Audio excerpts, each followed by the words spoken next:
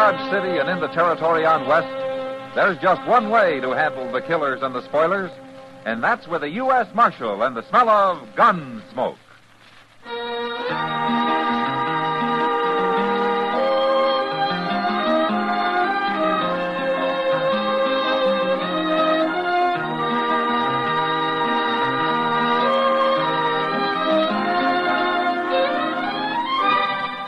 Gunsmoke, starring William Conrad. The transcribed story of the violence that moved west with young America. And the story of a man who moved with it. I'm that man. Matt Dillon, United States Marshal. The first man they look for and the last they want to meet. It's a chancy job, and it makes a man watchful. And a little lonely.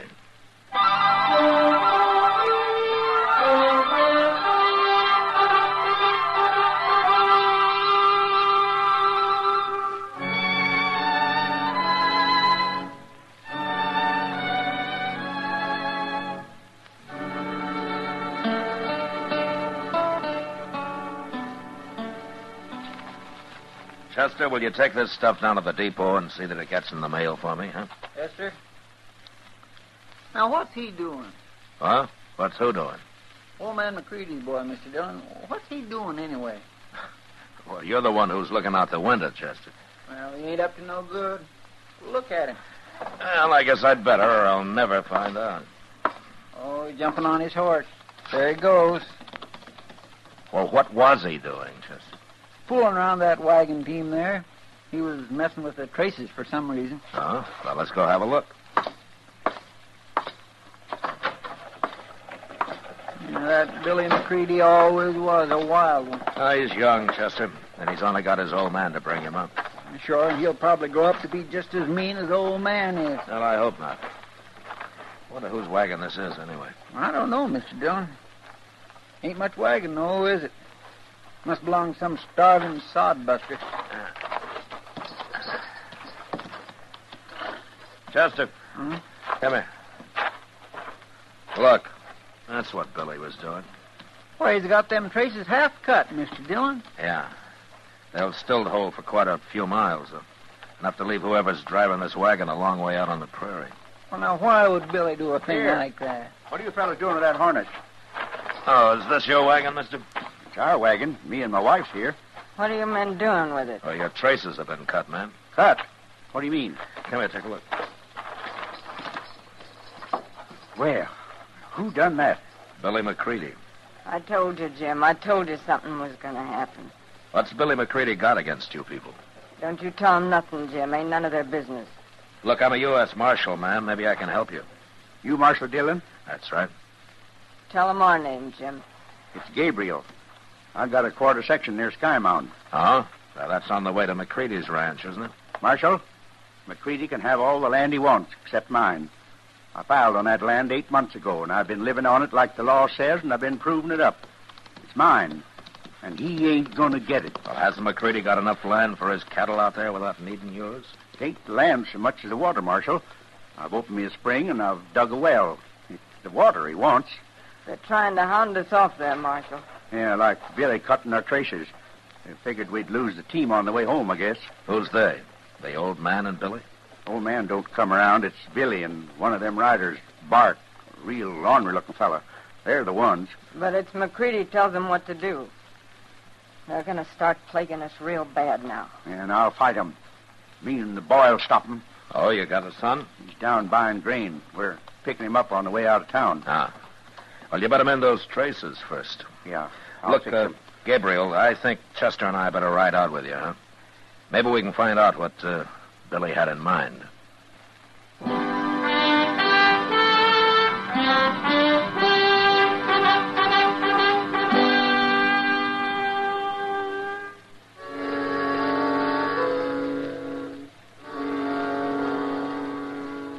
It was dark by the time we got to the Gabriel place. And when we did, we saw lamps burning inside the house. At first, Gabriel thought his wife's sister and her family had arrived from back east. But then we noticed 3 horses standing outside. Families came west by wagon, not horseback. So I told the boy to take their team around to the shed while Gabriel and his wife walked into the house as though they suspected nothing. They left the door open. Chester and I got down and sneaked up to where we could hear what was happening. I hope they don't get hurt, Mr. Dillon. Him and Gabriel seems like good people. Quiet now, How'd you Chester. get back here so soon, Keep out of the Gabriel? light. Same way we got the dog in our wagon. That's old man McCready, Mr. Dillon. Billy, you been lying to me? No, Pa. I've done what you told me. Honest, I did. You shut up about what I told you. Don't matter none, Mr. McCready. Nobody's going to believe nothing that Gabriel say. Why don't you give up and go back east, wherever you come from, Gabriel? There's too many people out here already. And there's more coming, right here, too. What? My wife's sister and her husband. And they're bringing the little girl with them. One more man to fight, huh? All right, Gabriel, I'll tell you something. You must have noticed your harness being cut and fixed it. There, he admits. Otherwise, Be you'd quiet, be out on the Chester. prairie somewhere learning your first lesson. And when you did get home, you were going to find this place wrecked. We've been sitting here resting some before we got to work on it. It ain't too late, Mr. McCready. Sure, Pa. Let them watch us wreck it. Might be more interesting that way. Maybe you're right, son. Maybe that'll learn them. Okay, get over there in the You corner, ready, Gabriel. Chester? I You sure and the am, Mr. Dillon. Right over there. Evening, McCready. Bart, you move your hand any closer to that gun and I'll shoot it off. I ain't doing nothing. What are you doing out here, Marshal? Same thing I'd be doing if I was in Dodge, McCready, enforcing the law. Well, what are you bothering us for? Can we drop in here for a neighborly visit without everybody making a fuss? You're bad as Gabriel. You've been talking real wild. You ought to hear him. I did hear him, McCready. I heard you, too. Huh? Well, that don't mean nothing. You can't jail a man for talking. You're sure shy at the idea of going to jail, don't you, McCready? When I first come out here, there wasn't no jails. Gabriel tells me that you've stayed out of this business so far. You've let Bart and Billy do the talking for you. What they do, I'll take the blame for. You bet you will. And the first thing that goes wrong out here, any trouble at all, you're the one that's going to jail first, McCready. All right, now you get out of here. All three of you. Come on, boys.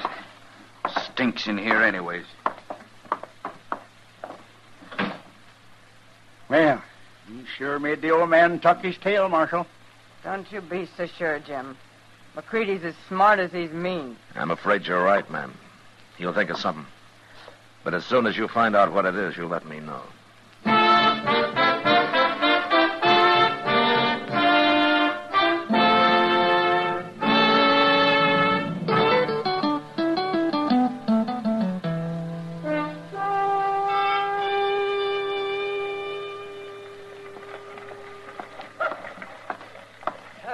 Good morning, Matt. Hello, Doc. Well, come on, sit down. Unless you're in a hurry to get to your hospital. My hospital? Matt, my hospital. Oh, well, if the day comes when I'm in a hurry to get to my hospital, you'll be warden of the Dodge City Penitentiary. Hey, well, that sounds like a nice, warm inside job, Doc. And I hope you get it, too, Matt. And when you do, I hope old man McCready there is your first customer. McCready? Oh, I see. He sees you, too. Guess he wants to talk to you. Well, like he says, I can't jail him for talking. Morning, Marshal. Doc? Hello. Oh, what can I do for you, McCready? Nothing, Marshal. Can a man stop and say hello? Sure. All right, what's on your mind? All right, then, I'll tell you. I've been thinking about it all week. So I went over to the land office to see if Gabriel's claim is filed proper. Mm-hmm. And is it? Maybe. Maybe not. But I'll find a way, Marshal. Look, McCready, you got plenty of grass out there. You got the whole prairie. Sure, but Gabriel's camping on the only piece that's got good water. Well, go look for some springs yourself. That's what he did. Marshal! Hey, Marshal! It's Gabriel. Say, he sure got that horse and the lather. Yeah, you stay right here, McCready. I ain't done nothing to him. Oh, Doc. Doc, it's you I was looking for. What's wrong, Gabriel? It's my boy. He's sick. He's awful sick. You gotta come, Doc. Why, what's the matter with him? I don't know.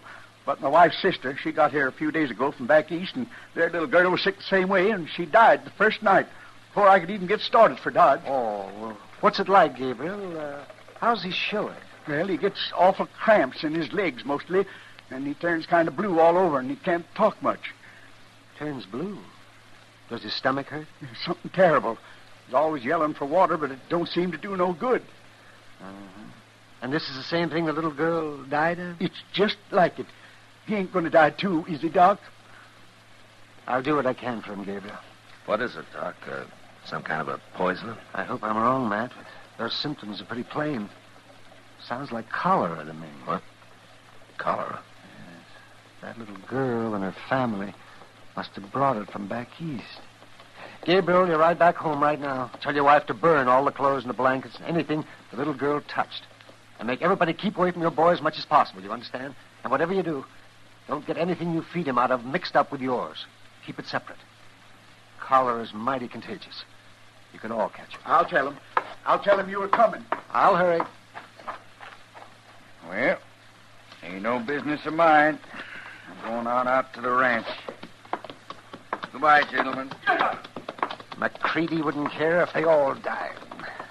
No, I guess he wouldn't, Doc. I'll walk you down to your office, huh? It's going to take me a little time to get ready. It's bad, Matt. Cholera's real bad.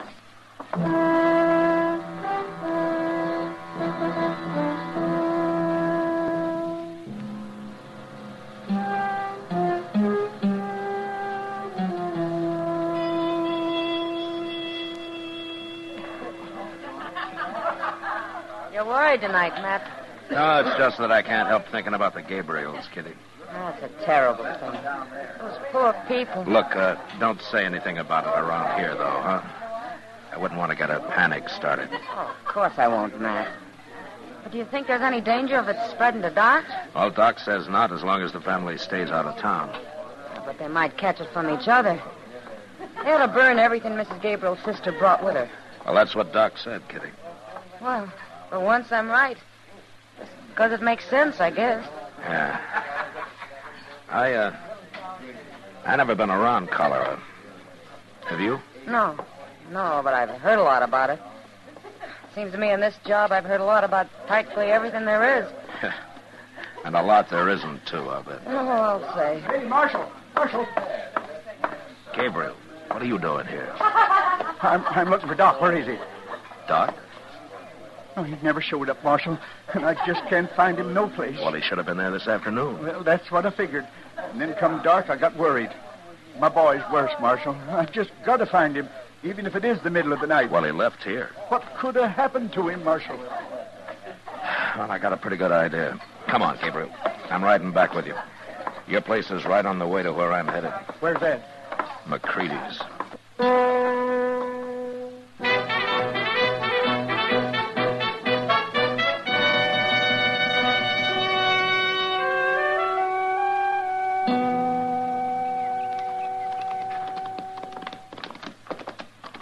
There's my house, Marshal, but I don't see Doc's buggy nowhere. Well, he came horseback, Gabriel. I doubt if he's here, though. Yeah, it must be 8, 9 o'clock already. Well, it was after 2 when we left Dodge last night. We made good time, though. Oh, there's your wife. Yeah, she's going to be awful disappointed.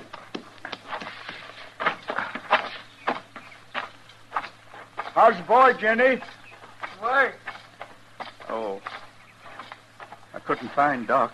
I have an idea of where he is, Miss Gabriel, and I'm riding on to find him. I know where Doc is, Marshal. You do? I figured it all out after my husband left for Dodge last night. It's easy. There's nothing in the world would keep Doc from coming when someone's sick.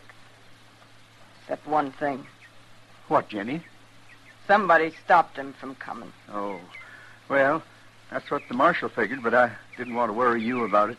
Miss Gabriel, if McCready's holding Doc somewhere, he isn't going to hold him long. I promise you that. He wants us all dead, and he'll keep Doc till we are.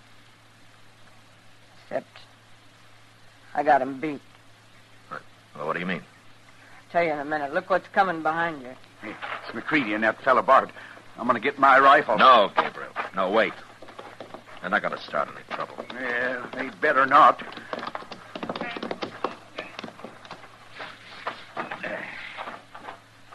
Morning, Gabriel. Miss Gabriel. Marshal. Hello. Come out to help, Marshal? Yeah, that's right. Well, me and Bart thought we'd ride over and see if there wasn't anything we could do. Now, mean it. I'm trying to be neighborly. Get back on your horse, McCready, and show me where you got Doc hid out. What? Doc's here, ain't he? What are you talking about? I said get back on your horse. Bart, you tense one more muscle, and I'm going to take it you're going for your gun. All I'm doing is breathing. All right. Now, we're wasting time, McCready. Now, wait, Marshal. I don't know nothing about Doc. Listen to me, you men. The marshal's right. We're wasting time. But I can save some. How? Where's your boy, McCready? He's at the ranch. You don't feel good. Why? He come by here yesterday. Late, after my husband started for Dodge. After I got everything figured. Said he'd been away on the prairie a couple of days. He told me he was here. He didn't cause you no trouble. No, he didn't. It's not much trouble to bring a man a cup of water. Well, that's all he wanted. I suppose you wouldn't give him any. I gave him some. I went in the house and got it for And him. what are you complaining about? Didn't he thank you pretty enough? My son's in there, McCready. And he's been drinking water, too. Lots of it. He and Billy, they used the same cup. Doc said don't let nobody touch what your boy used. My husband told me what Doc said. Billy ain't feeling good. He's got it. He's got cholera off in that cup. I expect he has. Cholera. Now I reckon you'll turn Doc loose. Billy'll die. Sure he'll die without Doc. No. It's up to you, McCready. All right. I admit it. We're holding Doc. Where is he, McCready? In a cabin I got 5-6 miles from here. We took him, me and Bart. We put on bandanas and we didn't say nothing so he wouldn't recognize us. He's there, locked in tight. Like I said, McCready, get on your horse. Sure, but let's hurry.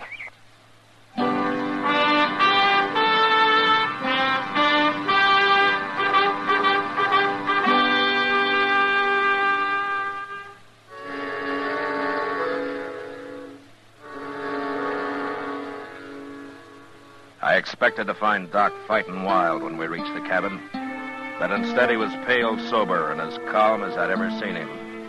And when McCready demanded that he go take care of Billy first, Doc didn't even answer him.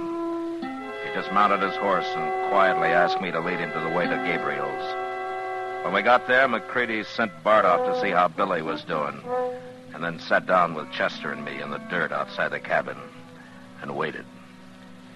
It was along late in the afternoon when Doc finally came out, and he walked over to us. How is he, Doc? Any better? He's dead, Chester. Dead? Died about a half an hour ago. I've been telling the family what they've got to do to keep from catching it themselves. You already told Gabriel that back in Dodge, Doc. Haven't they done what you said? No. And I didn't think they would without my coming out here and prodding them. It's hard for people to burn what few clothes and things they have, Matt. Yeah. Come on, Doc. Now the boy's dead. Let's get over to my place. We're wasting time, John, here. McCready... Hey, look. Ain't that Bart coming? Yeah, that's Bart. Guess he got tired waiting for us. Shouldn't have left Billy alone, though. How are the Gabriels taking it, Doc? Hard to say, Matt. They aren't talking much, and they aren't crying at all. That's about what I'd expect. They're pretty lean people. It's a good thing they are. What are you doing here, Bart? Why didn't you stay with Billy? We're about to leave now. Mr. McCready, Well, what is it, Bart? What are you trying to say? Billy's dead. Died right there in his bed. I couldn't do nothing for him. He's dead. I didn't know what to do for him. He got all blue, real cold, and he choked up and died. Doc should have been there. I should have made him go. It's your fault, Doc. Chester? Yeah, Doc? Go into the house and tell the Gabriels to come out here. All right, Doc. And tell them about Billy McCready. I don't want to see them Gabriels. I don't ever want to see him. If they'd never come here, my boy'd be alive now. He's too young to die. Billy's too young.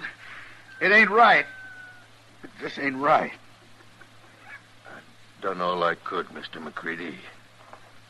I put blankets on him. I straightened him out when he cramped up. I poured a lot of water into him. It ain't your fault, Bart. You ain't a doctor. How would you know what to do? You didn't kill him. That's enough of that talk, McCready. Why don't you shut up? It wasn't your son that died, Marshal. It was mine. Here come the Gabriels. Their son died, too, you remember? There.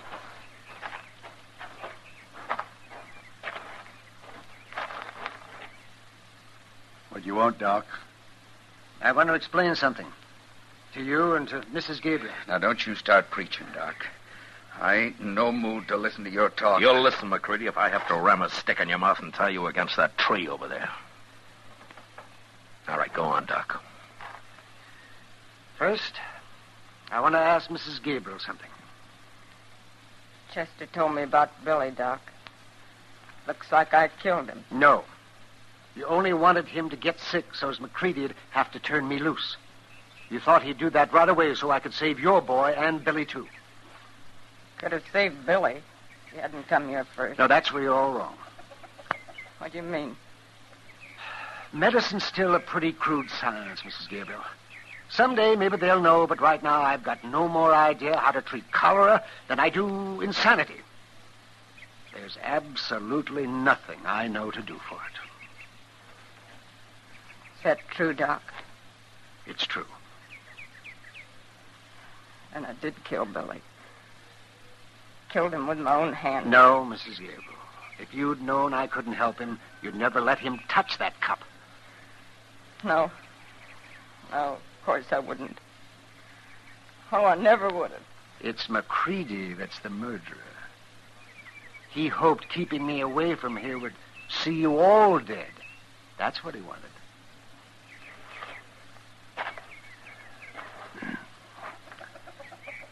But all McCready's going to get for his murdering ways is the death of his own son. So you think about it, McCready, the rest of your life. And remember what it says in the Bible? The Lord does have his way of vengeance, after all. Doesn't he? All right, come on, everybody. Let's get to work. See what we can do to keep anybody else from catching this.